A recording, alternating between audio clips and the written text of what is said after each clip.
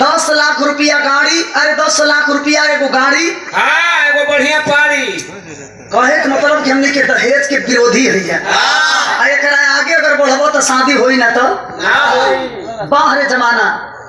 बिरहा सुने वाला भैया लो, बागी बलिया के नाम आप सब जानते हैं। जीरा बलिया जो जब हमारा देश आजाद हुआ 24 घंटा पहले बागी बलिया आजाद हुआ था। जिला बलिया थाना, ग्राम गांधी नगर थाना खेजूरी, और खेजूरी के रहने वाले गुलाब यादव अपने बेटी के रिश्ता लेके ही गाजीपुर में अलन। अश्वनी कुमार यादव के जब घरे अलन, माई जब जनली की बड़ा बढ़िया हमार रिश्तेदार बड़ो, लड़की भी बेड़ा पढ़ल लिखल बिया, लड़की होनहार बिया, लंबा चौड़ा ही, भगवान ओके एक पीस बनौले बड़ो। अगर आज हमारे घर में तो हमारे जिंदगी संवर जाई, कम से कम बुढ़ापा में हमने की नीमक रोटी तो बनाए के दी। माई अपने बेटा के रिश्ता तय कर देली।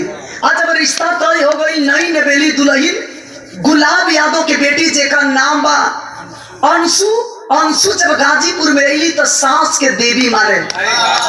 दूगो देवर बड़ा, सौ देवरन के देवर ना बल्कि भाई मान के ससुराल में दिन बितावे लगली।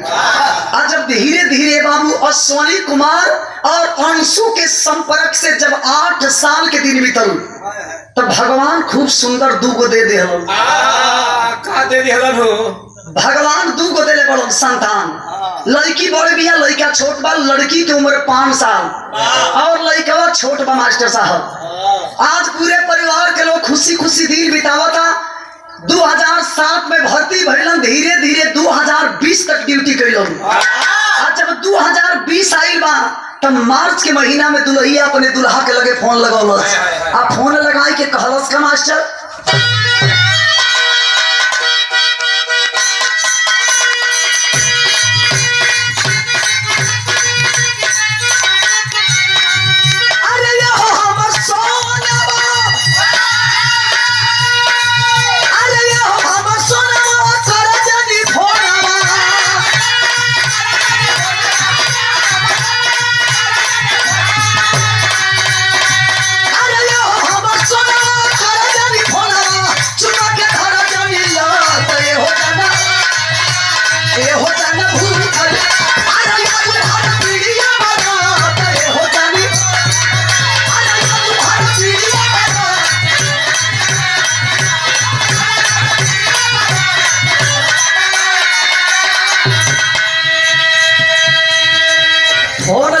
पति के पास जी पति से को बात कहलस का,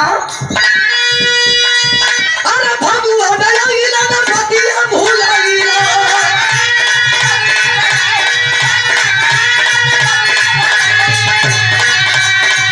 अरे भगुआ दयाइला ना पतिया भुलाइला, कहले के ना चला याद भुला दे बेटा, अरे भुला दे बेटा, अरे याद ना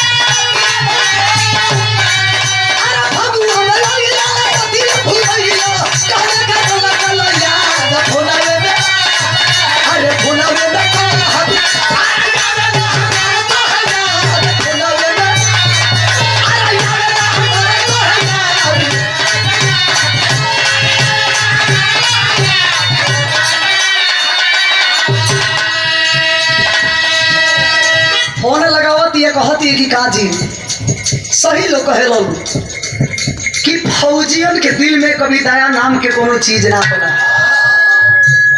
देश के सेवा करतनी का कबो माई की याद ना आवेला। घरे बूढ़ी माई बाड़ी, दूगो जवान भाई बनो सो। भगवान इतना सुंदर सोना ऐसा आपके औलाद देले बड़ो, कई बचवन की याद आपके ना आवेला। तब बिरहा सुने वाला भैया लो ध्यान दे। फौजी नौजवान गाजीपुर का लाल अपनी बीवी से क्या जवाब देते हैं, हर रिश्ता से रानी हाँ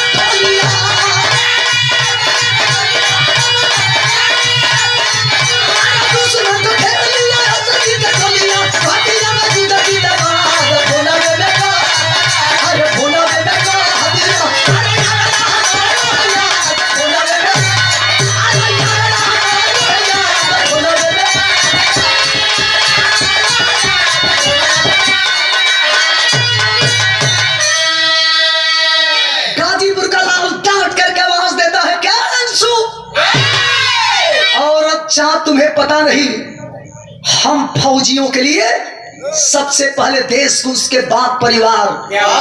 हमारे लिए सबसे पहले देश का सेवा, उसके बाद परिवार होता है।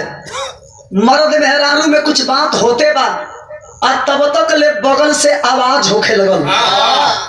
कहता है गाजीपुर का लाल कि अंशु जल्दी फोन रखो, बगल से आवाज हो रहा है, लग रहा है कि कमीने मानेंगे नहीं, ये साले मानेंगे नहीं, ये दोगले होते हैं,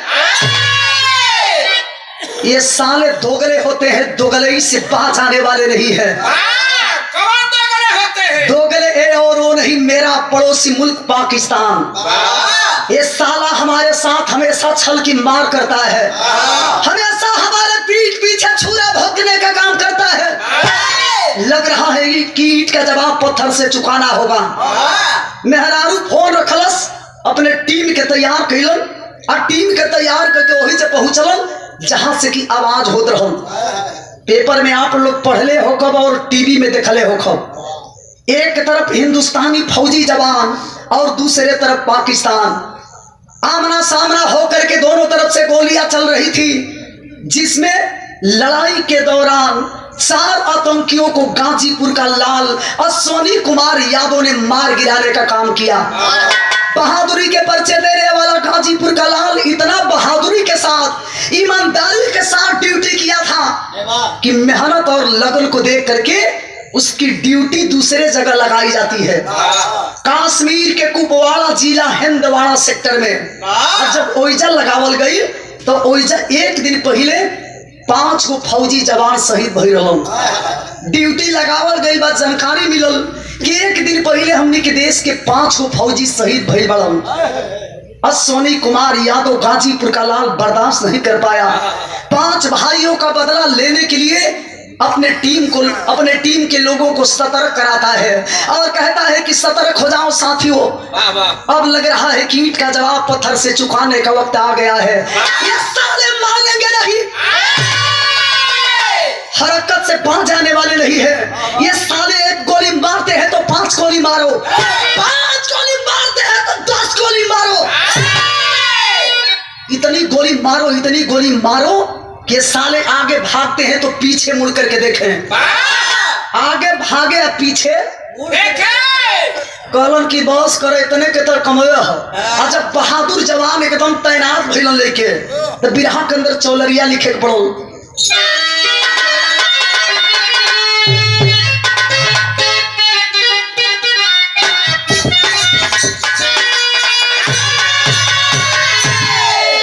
रोज तो के समझाई ला कि मीरा मूर्ति के माइक से फर्क पड़े वाला ना हो। के कैसे खेलू शेर कतनो बुढ़ा जाई, जब खाई तो साला मांस खाई कि घास खाई। मांस क्यों मास्टर, मांस क्यों भैया, काहे के घास खिया हो? इस शेरनी जब खाई तो जिंदा मांस खाई, घास ना। रोज समझाई ला कि मीरा के चढ़े उतरे वाली आदत नहीं खे। पहला नंबर तो मीरा जल्दी चढ़ेली ना, और चढ़ेली तो मीरा के उतरे का आदत नहीं खे। क्या करूं मास्टर के जान ले का यो बेचारा आज कंफ्यूज हो, इनके बड़का लड़का एगो कांड कर दिले हो। रुका हो, कहाँ दिक्कत हो? बाप का नाम आगे किया है लड़का, जौन बाप ना कैलन बेटा का दिल से साधारण समझता रहो, ये मत समझा लो, वैसा मत जा। बाबूजी किसान बड़न, वो किसान के बेटा देश के सेवा करेलन, वो किसान के बेटा मास्टर हो जालन। मास्टर तो के मोह छिरा के पूरे के चाहिए आज। तो और बेटा इतना नाम आगे कहले बा, तू नीचे मुड़ी कर ले, तनी पर्दा लगा के आ जाता।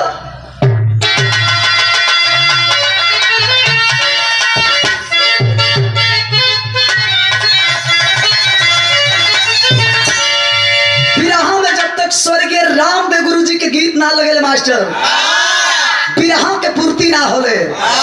सुनबे कैला लो आप लोग, स्वर्गीय रामदेव गुरु जी की आवाज, स्वर्गीय बुल्लू गुरु जी के भी आवाज आप लोग के सुने के मिलल, लेकिन जब गाई तो कैसे गाई बहादुर? अरे कोरिया क्वालिटी अलग है, स्वर्गीय रामदेव गुरु की अलग क्वालिटी थी और बिरहा में सुल्तान दाढ़ी वाला तो मोछ छिलवा के लवंडा ना बन गए हीरो बन गए। तो स्वर्गीय रामदेव गुरु जी गाई कैसे गाई बहादुर। अरे बारी उमर कमर लचकनिया, अरे बारी उमर कमर लचकनिया, बारी उमर कमर लचकनिया, गोरे खींचे दिहुर के बनिया, गोरे के झुलनिया।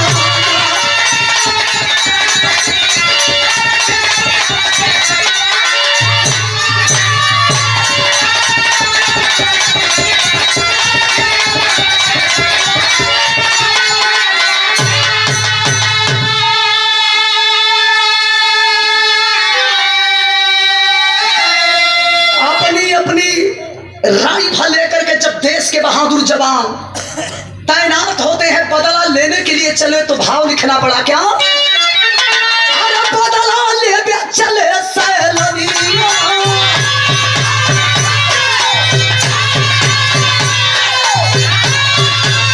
अरे बदला ले चले सैलनिया, बदला ले चले सैलनिया, लेके आया ये संगीनिया, जोड़े चले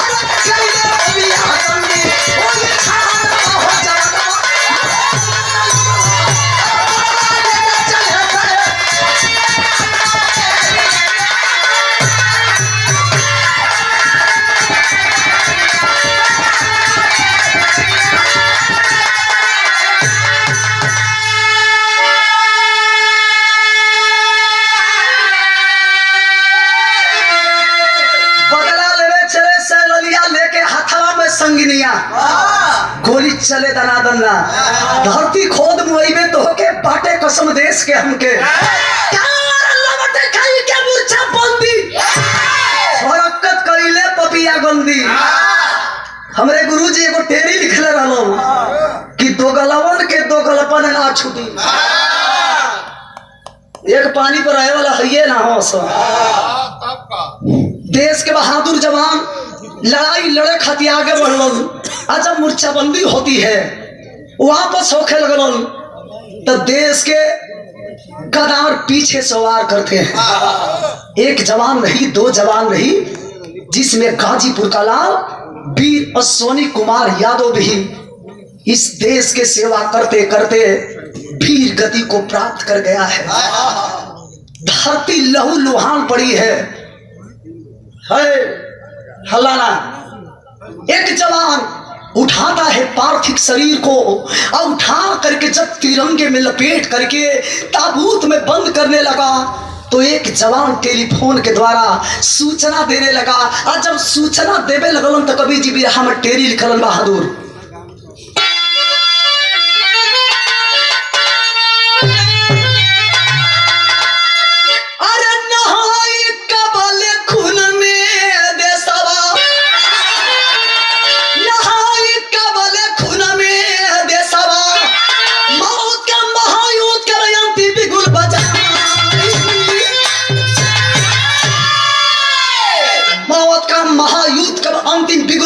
नहाई कबले खून में देशवा और बनारस से डापिस में घटना को मजबून दिया। देश हेत में वीर अश्वनी अपने तन का खून दिया। माता को जब खबर लगी बेटा आंचल को छोड़ गया, अरे बिना इजाजत कैसे वो परिवार से नाता तोड़ गया। मेरा बेटा जिंदा है, क्यों झूठी खबर सुनाते हो? हे साहब बातें बंद करो, क्यों हमको दुख पहुंचाते हो? अरे दुनिया में गुम्बाई कैसे अपने करेजा के मनाई है बाबू, करेजा में फाट गई। ई का कहत नहीं है साहब, हमार बेटा का सही में शहीद हो गई। एक कानावा पर विश्वास नहीं हो, छतिया फाट गई, पैरवा के नीचे सब जमीन खिसक गई। आ कहती है कि साहब ऐसा मत कही साहब, अरे हमार बेटा के करेजा तो बाप के करेजा रहले साहब। अरे हमार लाल इतना जल्दी कैसे वो कमीनन से हार मान गई। हमार बेटा इतना जल्दी कमजोर नहीं पड़ सकत साहब। इंतजार करत या माई तो बस बेटा के लसिया कब आई, अपने बेटा के लसिया के इंतजार करत या। कवि जी बिरहा में करुण रस के गीत लिखलन। साइन हमारे भैया लोग बैठ के सुन ली, वही के नया माना वही के चाहे। बिरहा के मतलब कहानी जब तक विस्तार से नहीं होती है बिरहा का ना कोई मतलब नहीं है। आज बैठ के सुना तनी हमार छाती दुगरा है, माइक भले थोड़ा कमजोर हो गए चाहे जैसन भी होके, लेकिन हमके संतुष्टि है ऐसे कि आप लोग बैठ के सुना तनी। दुनिया में कौन ऐसा माई होई कि सुनी कि हमारे बेटा शहीद हो गई तो अपने आप के रोक पाई, छतिया फाट गई, इंतजार करे लगल कि हमारे बेटा कहिया घरे आई। ताबूत में बंद जवानों की लाश जबाती है। तो कवि जी बिरहा में करुण रस के भाव लिखलन।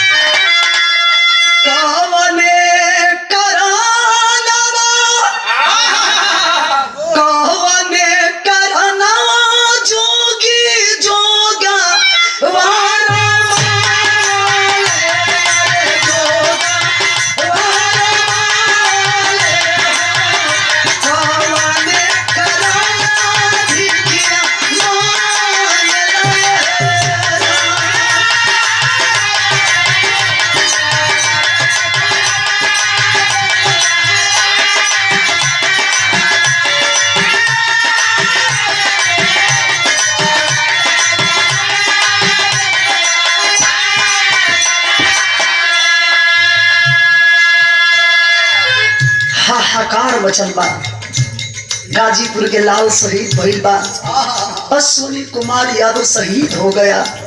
तमाम लोग जुटल बनी दुवरिया पर। जब अश्विनी कुमार यादव के फौजी जवान के लसिया आई, बीड़िया के हटावत कि भैया ये बाबू ए चाचा बस एक बार अपने लाल के चेहरा देख ली थी तो छतिया जुड़ा जाए। भेड़िया के हटावत पहुंचल वही ताबूत के लगे। जब बेटा के चेहरा देखलस तो रोवत या कहत या कि काश माई के जानकारी होई कि हमारे बेटा गरीबी दूर करे खातिर जाता, और जब लौट के आई तो हमारे बेटा शहीद होके आई।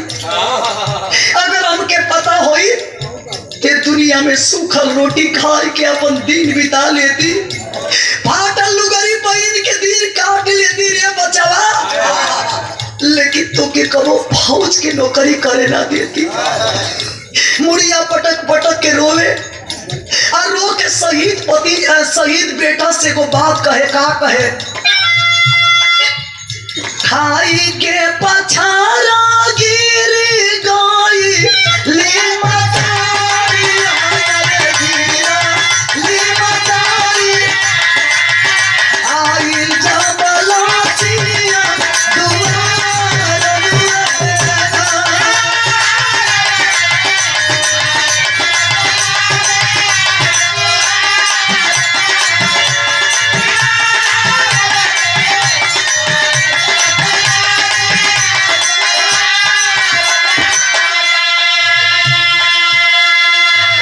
आई हो हमर लाल। अब तोरे माई के बुढ़ापा के करे सारे बीती। हर भाई के हर बाप के सपना होला सूखल रोटी खाए के, हर कष्ट के बर्दाश्त करके एगो माई एगो बाप एक पैसा जुटाए के अपना बेटा बेटी के पढ़ाई के देश के सेवा करे लायक बनावे लन। उनके का पता कि हमार बेटा जौना देश के सेवा करे खातिर जाता आई तो हमार बेटा शहीद होके आई। रो तरी रो के कह तरी का कहे, भला ही तू लुटला बेटा हम रे बुढ़ाइया रे हमारी काहे लुटल बहुअरी के सिंगार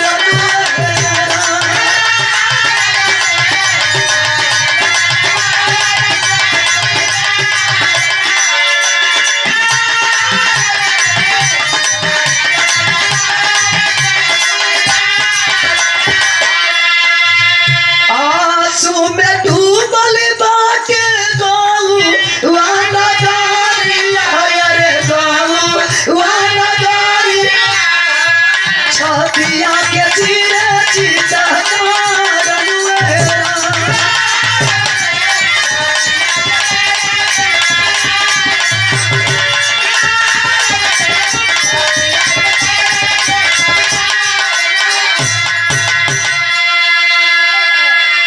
आज माई के हालत उ बा लेकिन उ दुलही जेकरे संगे साथ फेरा लेते समय मांग में सिंदूर डाल के कसम खैले रहलन कि जिंदगी भर साथ दे। आज दुल्हन के मांग के सिंदूर भी धूमि लेके भइले बाबू। पति के शहीद भइला के बाद उ पत्नी शायद बता पाई कि बिना पति के दुनिया में जियल कितना मुश्किल होला। ये दुनिया के लोगन के ताना और बात बात पर घूट घूट करके मरना वो दुल्हन ही बता पाएगी जिसका पति जवानी में ही शहीद हुआ है। रोती है, कभी अपने शहीद पति के देखे तो कभी अपने दोनों टुअरन बचवन के देखे और देख के कहेगी कहा जी ये दुनिया में कैसे अपने दोनों टुअरन बचवन के लेके हम जियो। कुछ ही देर में ही दुनिया के लोग हमारे मां के सिंदूर मिटा के हाथ के चूड़ी फोड़ दिया। अब जिंदगी के नैया के करे सहारे किनारे लगी। रोवत या बिरहा के आखिरी गीत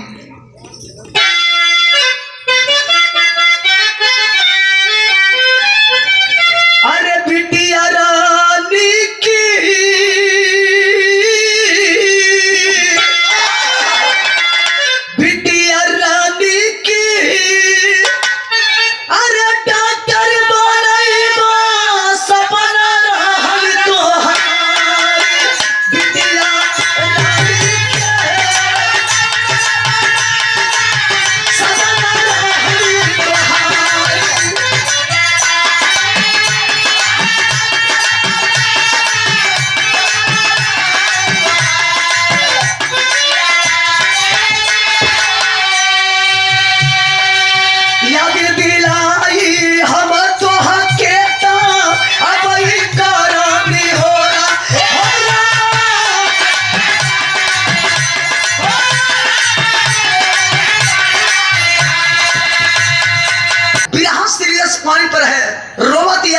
की जिंदगी की नैया कैसे कटी। बेटी के डॉक्टर बनाई। कुछ ही देर में तमाम लोग जुटे हैं और देश के प्रशासन, देश के जवान, तमाम लोग वहां मौजूद थे। उठा के पार्थिव शरीर के जब लेके चलन श्मशान घाट के तरफ तो कवि जी अल्लाह लिखलन बहादुर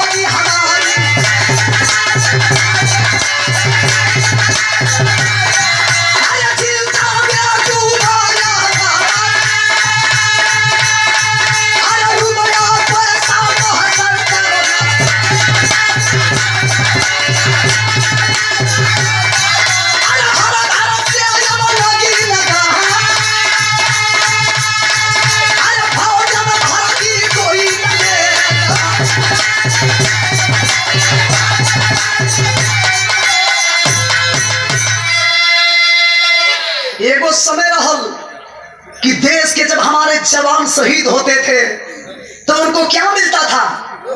परिवार वालों तक केवल उनकी टोपी और बेल्ट ही यही प्रावधान था, केवल टोपी और बेल्ट, और माई बाबू के 1 रुपया से दर्शन ना। यहाँ तक कि रेंट के हिसाब से कुछ पैसा भी मिलता था तो रेंट के हिसाब से मिला करता था, किसी को 1 लाख, किसी को 1.5 लाख, उसके पहले भी कुछ नहीं मिलता था पैसा। वो तो बहुत 2090 के बाद पैसा मिलने लगा। 2000 अरे क्षमा करेंगे, सन 1990 के बाद पैसा मिलने लगा, नहीं तो कोई प्रावधान नहीं था। धीरे धीरे समय बीते लगल, आज जब समय बीते लगल, जब खाली टोपी बेल्ट आवे, माई बाबू अपने बेटा के मुंह देखे के नसीब ना होके देख ना पावे। आज हमारे बीच नहीं है हमारे नेताजी, चले गए, लेकिन दुनिया गुणगान कर रही है, पूरे हिंदुस्तान के लोग आपके लिए रो रहे हैं। एक अच्छा काम कर गए जो कोई न किया है, न कभी करके दिखाएगा। जब देश के पहली बार आप रक्षा मंत्री बने तो आप ही के कार्यकाल में आपने लागू किया कि जो जवान शहीद होते हैं उनको 1 लाख, 1.5 लाख, 5 लाख नहीं बल्कि 10 लाख रुपया दिया जाएगा। अब परिवार वालों तक उनकी डेड बॉडियां भी पहुंचाई जाएगी। ये हमारा आप लोग के देन ना हो, ये देन बात तो हमारे नेताजी के स्वर्गीय धरती पुत्र मुलायम सिंह यादव बाबूजी की देन है। एगो माई अपना बेटा के अंतिम समय में देखे ले तो छाती से लगावे ले, और छाती से लगाए के रोवे ले कि हमार बेटा एगो माई के सेवा करते करते वीर गति के प्राप्त कइले बा। वही वीर के हम माई है। एगो दुल्हन अपने पति के देख के गर्वान्वित महसूस करती है कि मैं उसी शहीद पति की विधवा हूँ जिन्होंने प्राणों की परवाह न करते हुए हमेशा हमेशा के लिए धरती माँ के लिए जीवन कुर्बान कर दिया। बिरहा के आखिरी भाव खड़ी लिखल गई,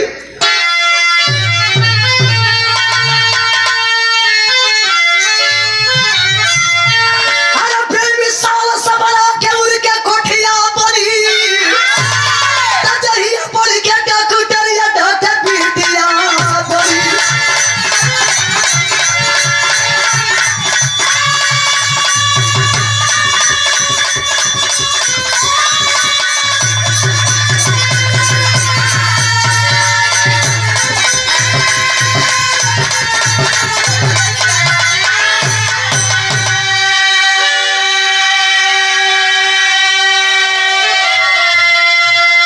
रमेश अमन कुमार यादव के हाथ से अश्वनी कुमार यादव के मुख अग्निदान दिहल गई।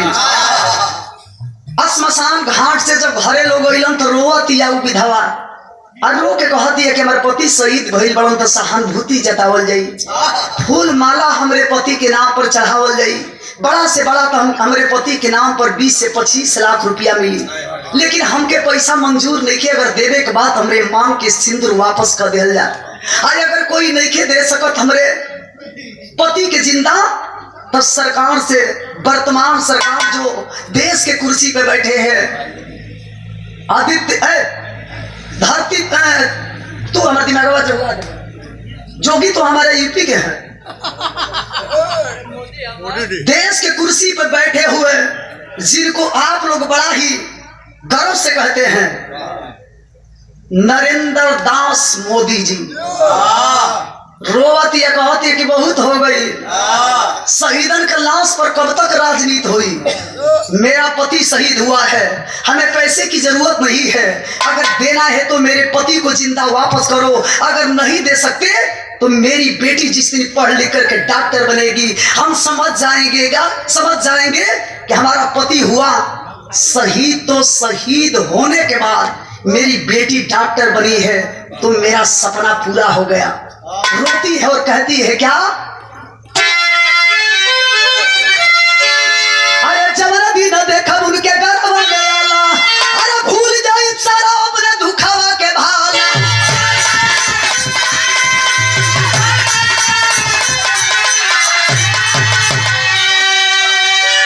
माँ की जीवन फिर से हीरा मोतिया बड़ी, तजैया पड़ के डॉक्टरिया ढाठक पीटिया।